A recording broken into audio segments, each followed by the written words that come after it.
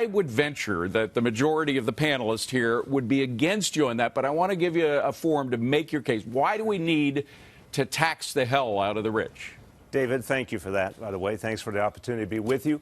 And I want to urge everyone to actually look at the details of the plan at taxthehell.com. You're right, it is a website, too. And it's provocative on purpose. For 40 years, the people of this country, middle-class people, working-class people, have been either stuck economically or going backwards. That is the larger truth of what we've experienced. And you hear it all over the country. I go to Iowa, I go to many states, and people talk about their frustration and are concerned the next generation is even going to do worse than they did. Part of what I think we have to address is the reality that a very small number of people have gotten richer and richer, paid less and less in taxes, including the recent actions taken the last couple of years. By the way, just a point of order, that's in dollar terms, not in percent, because the top 1% pay about 37% of all income taxes. Well, and so this gets to the essence of my point. You're comparing recent years. I'm comparing American history going back a little bit farther to the time of John F. Kennedy and Dwight Eisenhower, when we had a much higher marginal tax rate for wealthy folks. And honestly, it was a time when this country was working for middle-class people and working-class people much more effectively in a much more fair way. And I'll describe it.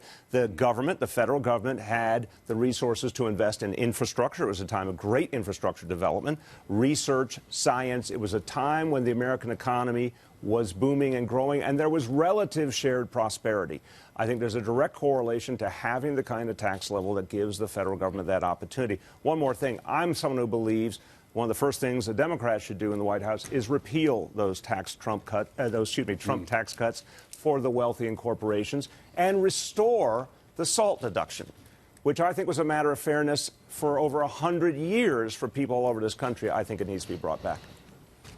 Mayor de Blasio, it's Carol Roth. Building on that, you've said things like there is plenty of money in this country, but it is in the wrong hands. So whether it's Oprah, Michael Jordan, Jeff Bezos, or a small business owner who's built up the equity of her or his business over decades and decades, what is it that you think gives the government the right to demonize that success, to take away that money, and to give it to somebody else who doesn't earn it? Well, obviously believe there's nothing demonizing about making sure there's fairness. Look, we've got a country right now where for a huge swath of our population, it's not working the way it used to. I'm someone who actually believes in an American dream where prosperity is shared, where there's opportunity for a huge number of Americans to get ahead and to make the next generation have even greater opportunity. We don't see that now. One of the reasons is the concentration of wealth and power in the hands of the few. We're not talking about small business owners.